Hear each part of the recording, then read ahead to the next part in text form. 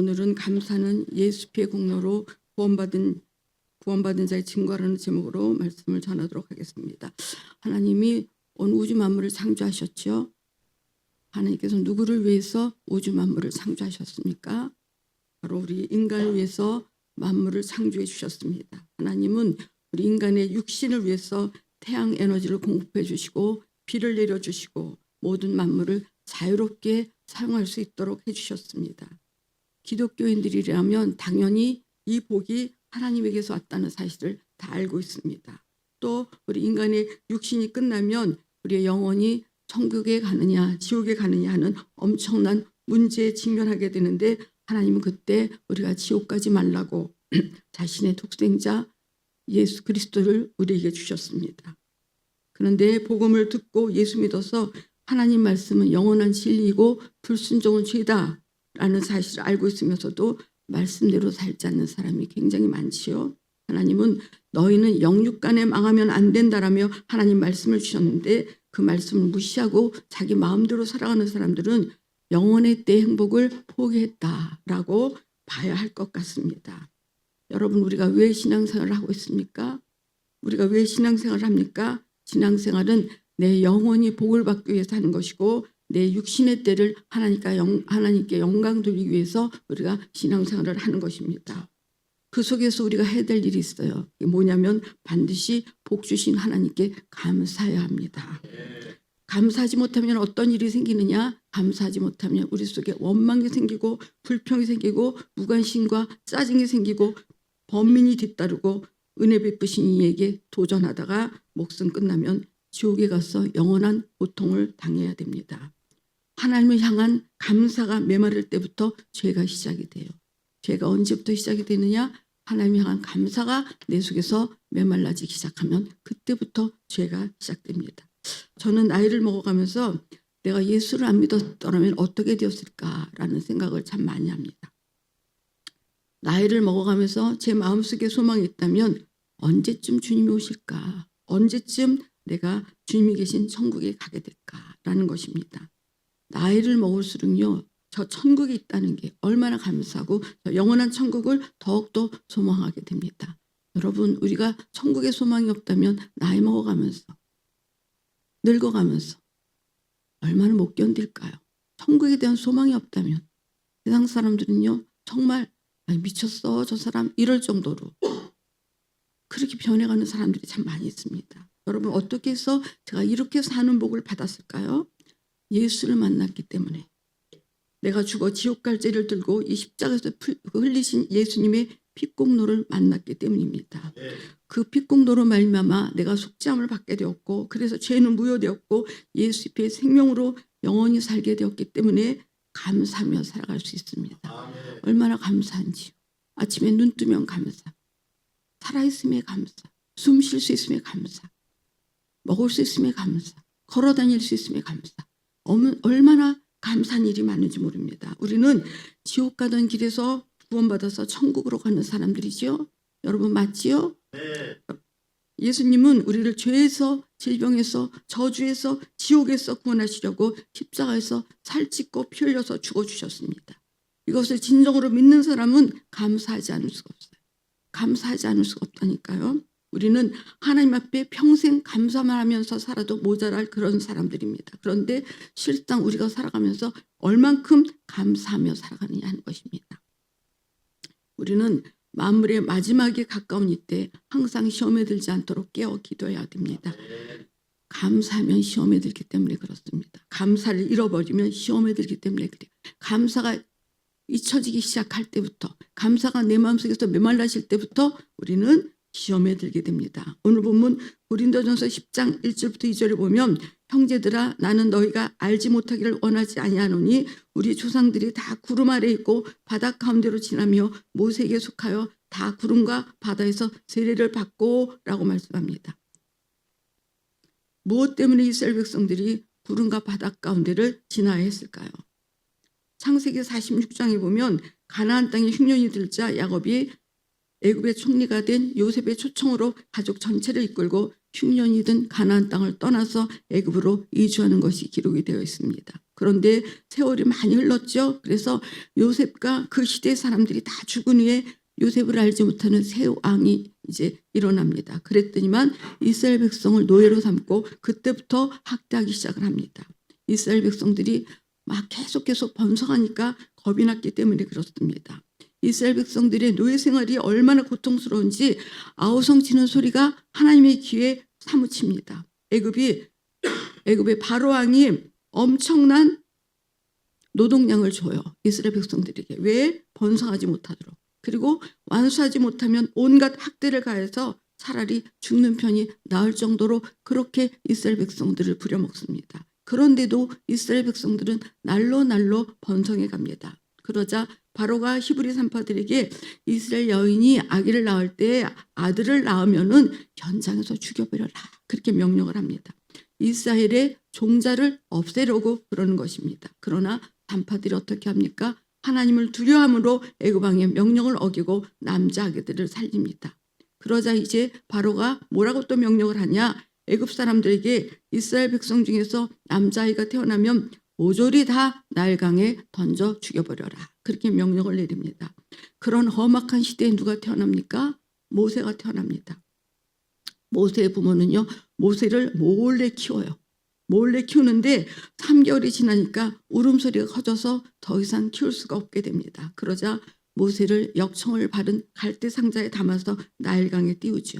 나일강에는 모세의 공주들이 목욕하기 위해서 나오니까 공주의 눈에 띄도록 하기 위한 그런 의도였습니다.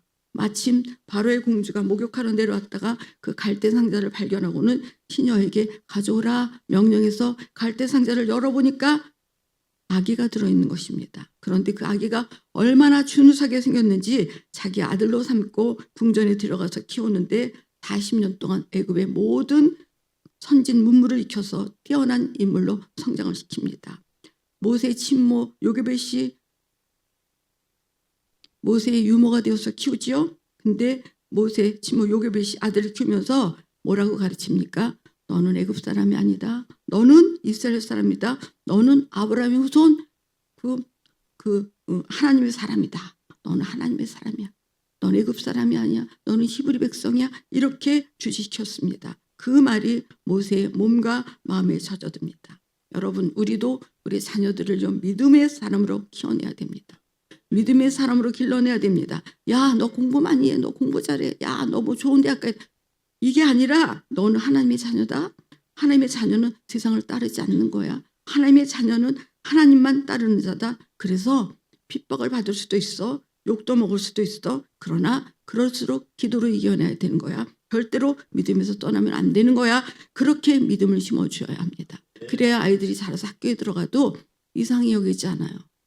그런데 그렇게 키우지 않으면 학교 가서 이상하네. 내가 배운 건 이게 아닌데. 그리고 그냥 세상 문물에 세상선을 따라가게 되어 있습니다. 우리는 우리 자식들에게 믿음을 심어줘야 되고 자식들을 믿음의 사람들로 길러내야 된다는 사실입니다. 어느 날 모세가 애굽인이 자기 민족 이스라엘 사람들을 학대하는 것을 보고 화가 나서 애굽 사람을 죽여서 안매장을 시켰는데 그 일이 탄로가 나고 맙니다.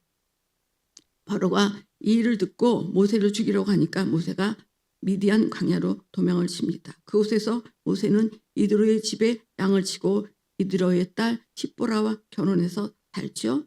이때 모세의 나이가 40살이었습니다.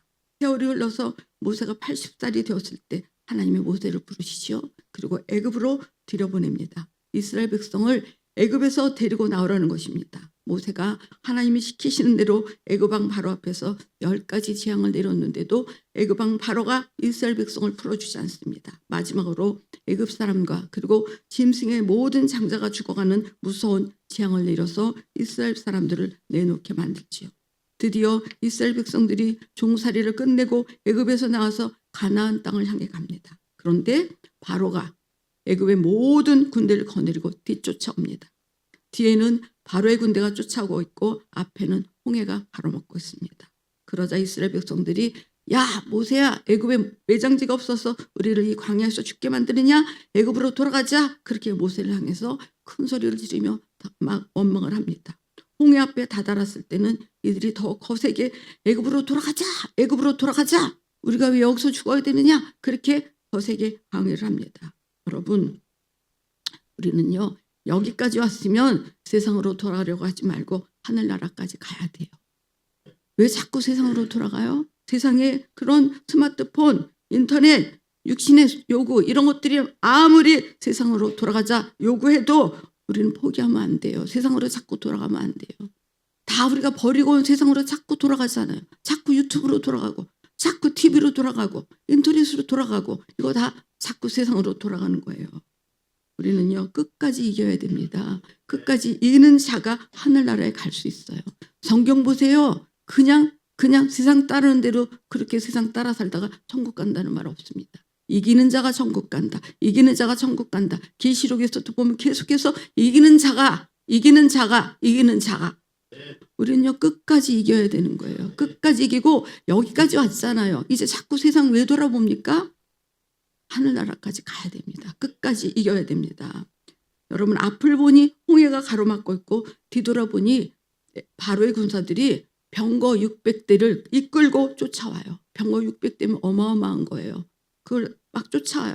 앞을 봐도 대책이 없고 뒤를 봐도 대책이 없어요. 그죠? 앞을 봐도 죽게 생겼고 뒤를 봐도 죽게 생겼습니다. 그러나 항상 아무도 모르는 대책을 세워놓는 분이 계신데 바로 우리 주님이십니다. 앞을 봐도 뒤를 봐도 죽을 수밖에 없었는데 주님이 뭐라고 말씀하셨습니까? 내가 곧 길이요 진리요 생명이다. 그렇게 단 하나뿐인 길을 주셨으니까 이것이 우리가 예수를 믿는 이유예요. 세상에서 아무리 길이 없다 그래도 우리 주님께는 길이 있어요. 세상에는 아무리 와도 대책이 없는데 우리 주님에게는 대책이 있어요. 우리 주님이 홍해 바다 속에 마른 땅을 준비해 놓고 계시지 누가 알았느냐 이 소리예요. 여러분 절망하지 마세요. 예수 안에 길이 있어요. 예수 안에 길이 있다는 사실을 잊지 마시기 바랍니다. 애국 군사가 쫓아와서 이스라엘 백성에게 거의 다다랐을 무렵에 하늘에서 한밤중 같은 어두움이 애국 군대의 앞길을 가로막아서 애국 군대가 한 발자국도 움직일 수 없게 그렇게 만들었습니다. 출애굽기 14장 20절에 보면 애굽인과 이스라엘 진 사이에 이르러서니 저쪽에는 구름과 흑암이 있고 이쪽에는 밤이 밝음으로 밤새도록 저쪽이 이쪽에 가까이 못하였더라. 그렇게 말씀하고 있습니다. 캄캄한 어둠이 애국 군대 쪽에 내리게 만들어서 하나님이 거기 꼼짝 못하게 하나님이 그렇게 만들어 놓으셨습니다. 그때 모세는 하나님 말씀대로 지팡이를 바다로 내밀지요. 그랬더니 큰 동풍이 불면서 물을 갈라지게 하지요. 그랬더니 홍해의 바닥을 말려서 이스라엘 백성이 바다 가운데를 육지처럼 건너갈 수 있게 그렇게 마른 땅을 우리 주님이 만들어 주셨습니다. 이스라엘 백성이 홍해를 다 건널 때쯤 애국 군사들을 가로막았던 어둠이 없어지더니 드디어 앞이 훤히 보이는데 저 멀리 바다 끝에 거의 다 건너고 있는 이스라엘 백성들이 보이는 거예요. 이제 어둠이 물러갔어요. 또 눈을 뜨고 보니까 저 바다 끝에 벌써 이스라엘 백성들이 바다를 다 건너고 있는 게 보이는 거예요. 그랬더니만 애국 군사들이 막 뒤쫓아가서 어떻게 합니까? 바다로 들어서요. 정신들이 없는 거죠. 정신들이. 바다로 들어서지요. 그리고 애국 군사들이 바다 한가운데 다 들어서니까 바닷물을 양쪽으로 가르던 바람이 순식간에 사라지고 물이 합쳐지면서 애국 군사들을 그냥 물속에 다 수장시켜 버렸습니다. 여러분 하나님이 주신 지혜와 능력은 진퇴양난을 해결할 수 있습니다. 이스라엘 백성이 바다 가운데로 지났을 때 위에는 물구름이 있었죠. 물구름이 이스라엘 백성들이 가고 있는 그 길을 덮고 있었고 아래로는 이스라엘 백성이 물속에 들어갔으니까 바다에서 이스라엘 백성 전체가 세례를 받은 거예요. 이것이 민족적 세례입니다. 이스라엘 백성들이 40년 광야 생활할 때 하늘에서 만나가 내려와서 광야에서 먹고 살고 반석을 쳐서 신령한 물을 마셨는데 이것이 바로 예수 그리스도를 의미합니다. 만나는 예수님의 살을 예표하고 반석에서 나오는 물은 예수님의 피를 예표합니다. 여러분 광야에서는요 만나와 물 없이는 살 수 없어요. 그렇듯이 지금 이 세상이라는 광야에서 내 영혼은 예수의 살과 피 없이는 살 수 없어요. 우리의 영혼은 예수의 살과 피가 없이는 살 수 없습니다. 그러니 우리가 하나님이 주신 계명을 지키면서 평생 감사하며 살아도 갚을 길 없는 은혜를 우리가 입은 것 아니겠습니까? 내 영혼, 내 육신 말고요. 내 영혼. 여러분 애굽에서 종살이하다 죽으면 얼마나 비참합니까? 세상에서 마귀의 종살이하다 죽으면 얼마나 비참해요. 자식을 낳아 아들이면 다 죽여버려서 씨를 말리면 얼마나 참혹한 일이냐 이 말입니다.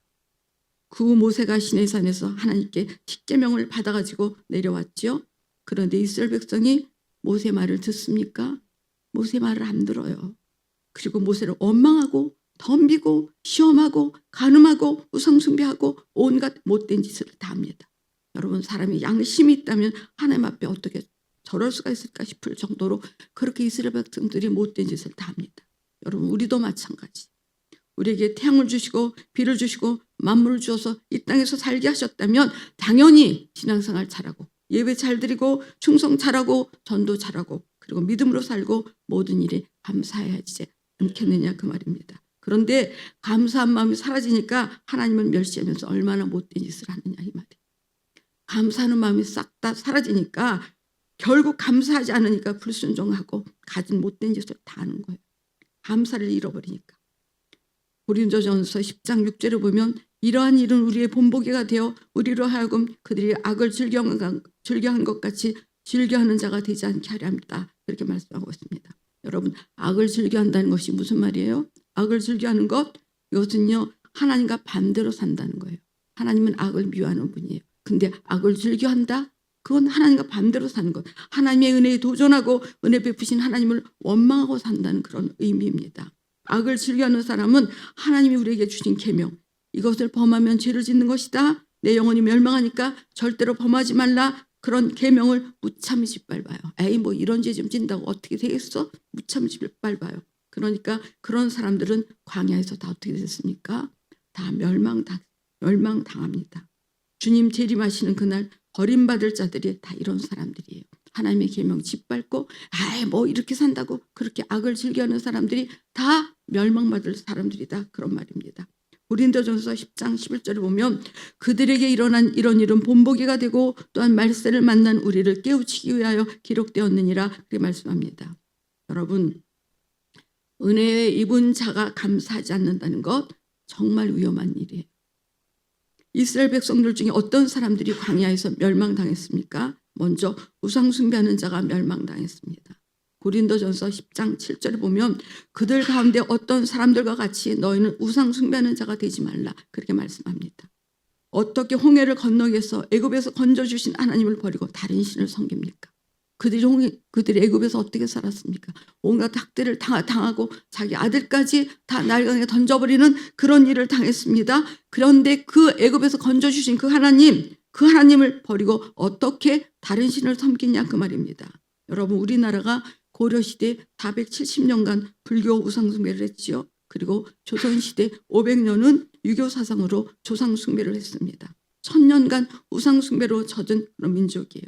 일본 사람들이 우리나라를 점령한 36년 기간에도 천황숭배를 강요당했습니다. 이렇게 오랫동안 우상숭배에 찌든 상황 속에 살았으니 얼마나 예수 믿기가 힘들었겠습니까? 여러분, 우리 조상들은요 예수 믿는 것들은 사람들을 못한다 그렇게 여겼어요. 예수 믿는 것들은 사람 구실 못해. 조상을 알아보기를 해? 뭘 해? 그렇게 사람 구실 못한다고 여겼습니다. 그리고 그 당시에는 대부분이 농사를 지었는데 농사 짓는 사람들이 주일에 일하지 않고 교회 가는 것 얼마나 미웠겠습니까? 도무지 당시 시대와 맞지 않으니까 얼마나 핍박이 심했겠습니까? 그런데 현재도 우상숭배하는 사람들이 얼마나 많습니까? 여러분, 우상숭배하는 사람들은 반드시 멸망한다고 그렇게 성경에 되어 있으니 우상숭배하지 말아야 된다 그 말입니다. 하나님이 하지 말라는 일은 죽음 앞에서도 하지 않는 그런 신앙인이 되어야 됩니다. 죽어도 하나님이 하라고 하지 말라고 하는 일은 안 해. 이래야 된다는 얘기예요. 사정에 따라서 하지 말라는 일을 하고 하라는 일은 안 하면서 육신의 형편과 사정에 따라서 산다면 우리 육신이 끝난 후에 그 영혼이 하나님을 배신한 자의 대가를 어떻게 감당하겠느냐 그 말이에요. 하나님 말씀대로 안 살고 내 육신의 형편 이런데 하나님 하나님도 이해하시겠지 이거 아니라는 거예요. 아니라는 겁니다. 그 결과로 지옥에 가게 되고 지옥은 정말로 끔찍하다는 것을 알아야 됩니다. 여러분, 성경은요 믿지 않는 사람들을 위해서 기록한 책이 아니에요. 믿는 우리를 위해서 기록한 책이에요. 믿지 않는 사람들은 성경에 관심도 없어요. 성경에서 하지 말라고 한 일은 안 해야 되는 거예요. 그건 내 사정이 이래 이거 안 된다는 거예요. 또 무엇 때문에 그들이 광야에서 죽임을 당했습니까? 8절에 보면 그들 중에 어떤 사람들이 음행하다가 하루에 2만 3천 명이 죽었나니 우리는 그들과 같이 음행하지 말자. 그렇게 말씀하지요. 그들이 음행하다가 한날 한시에 2만 3천 명이 죽었습니다. 여러분 10계명 중 제7계명이 간음하지 말라이지요. 그런데 우리나라에도 각종 간음 사건이 많이 있지요. 그리고 음란물이 넘쳐나죠. 그러니 하나님이 기뻐하시겠느냐 그 말입니다. 여러분 세상에 뭐라고 해도 우리는 하나님의 법에 목숨을 걸어야 됩니다. 하나님의 법에. 하나님이 우리를 멸망에서 구원하려고 아들을 이 땅에 보내셨는데 멸망할 짓을 한다면 아들의 죽음이 무슨 소용이 있겠느냐 그 말이에요.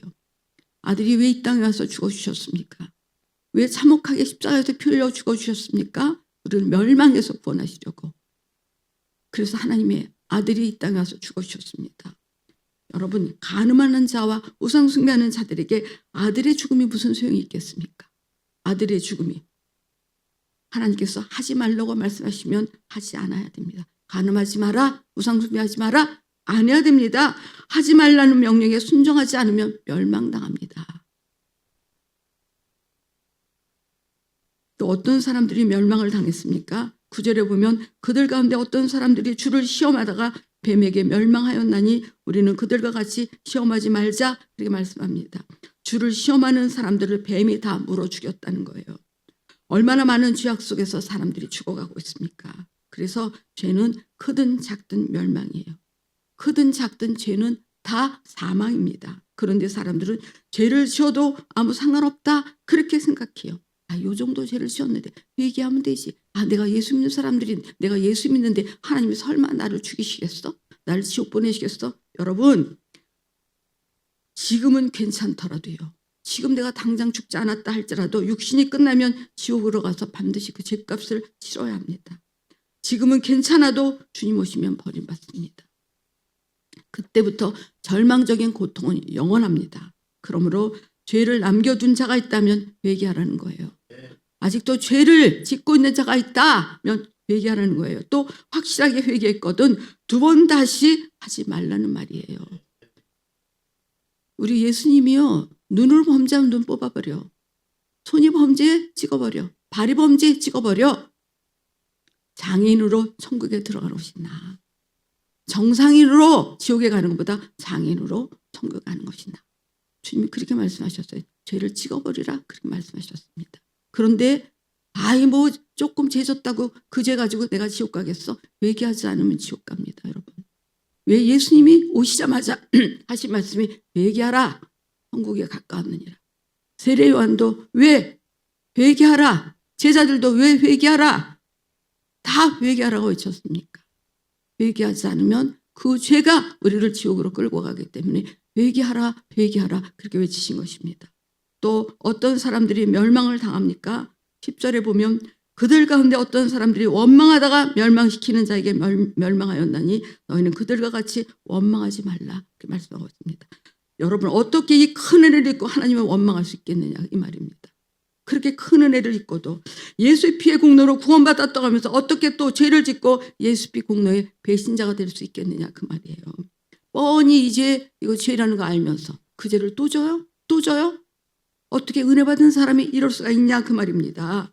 여러분 예수피를 그렇게 더럽히고 예수피 공로를 그렇게 싸구려로 만드냐 그 말입니다. 우리 신앙생활은 정말로 비싸게 해야 됩니다.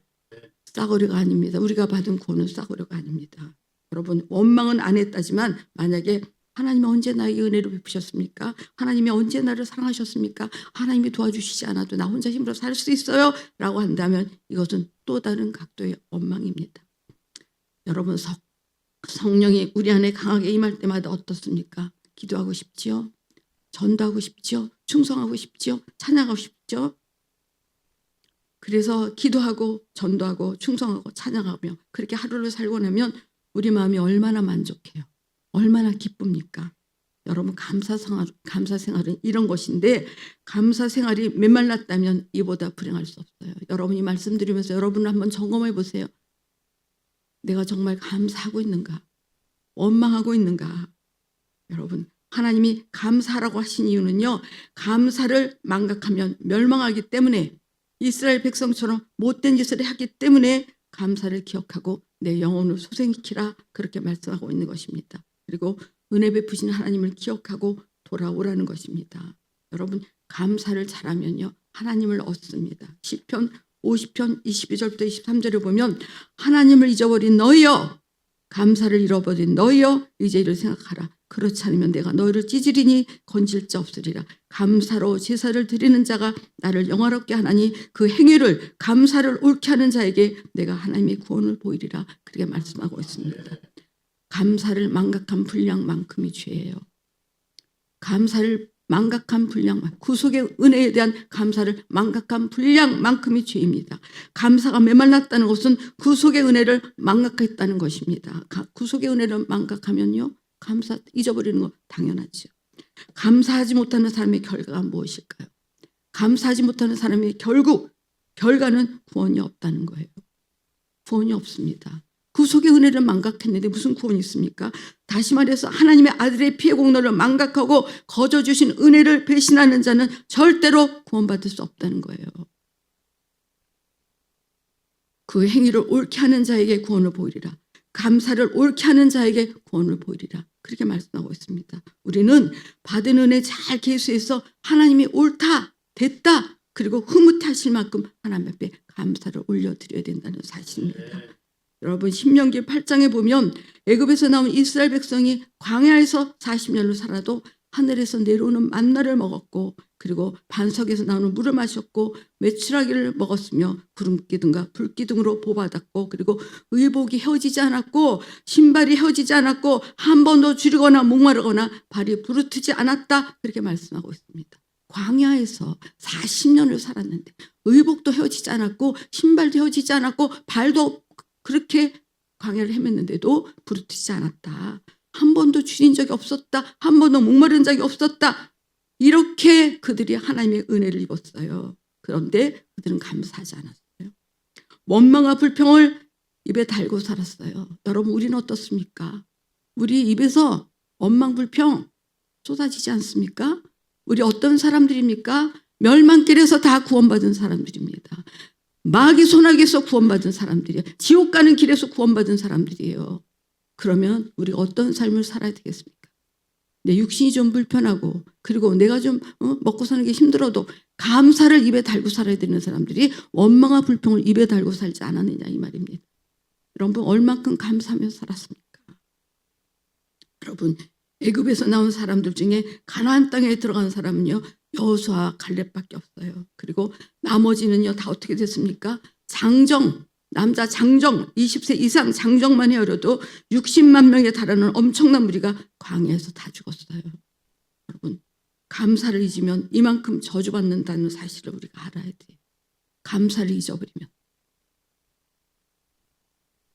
여러분 우리 목숨을 다 내놓은들 천국과 영생을 얻을 수 있습니까? 그런데 하나님의 아들의 피의 공로로 값없이 영생을 얻었습니다. 믿음으로 회개함으로 우리가 영생을 얻었습니다. 그렇다면 평생 이 은혜에 감사하며 살아도 모자라지 않겠습니까? 감사하며 성령의 인도 따라 하나님 나라까지 가야 하지 않겠느냐 이 말입니다. 주님이 나를 위해 흘린 피의 공로 이 피를 들고 그 앞에 가려면 감사해야 됩니다. 예수의 피만이 천국문을 여는 열쇠요 내게 주신 영원히 사는 생명입니다. 그런데 감사가 없다면 뭘 가지고 가요? 감사가 없다면 뭘 가지고 내 안에 예수 피의 공로가 있습니다 하고 가겠느냐 그 말이에요. 내가 예수의 피의 공로로 구원받았다는 것을 무엇을 가지고 확인할 수 있겠느냐 그 말이에요. 나 예수의 피의 공로로 구원받았거든 내놔봐. 구원받았다는 거 내놔봐. 뭘 가지고 내놔요? 내가 은혜 받은 자라는 것을 무엇을 가지고 고백할 수 있겠습니까? 나 은혜 받았어. 은혜 받았어. 뭘 가지고 확인해요? 뭘 가지고? 감사로 내게 구원이 있음을 확인할 수 있는 것이고 감사로 내가 은혜 받은 자임을 고백하는 거예요. 여러분 나를 위해 십자가에서 살찢고 피 흘리고 죽어주신 주님의 은혜가 너무나 감사하지 않습니까? 나 같은 죄인을 구원하시려고 자기 아들을 찢어서 죽여서 나를 위해서 찢어 죽이신 하나님의 은혜가 감사하지 않습니까? 여러분 순교를 왜 합니까? 순교를. 나를 위해서 죽어주신 주님의 은혜가 너무나 감사해서 그 은혜를 배신할 수 없어서 목숨까지 내놓는 것 아니겠습니까? 감사는 내가 예수의 피의 공로로 구원받았다는 증거예요. 증거예요, 여러분.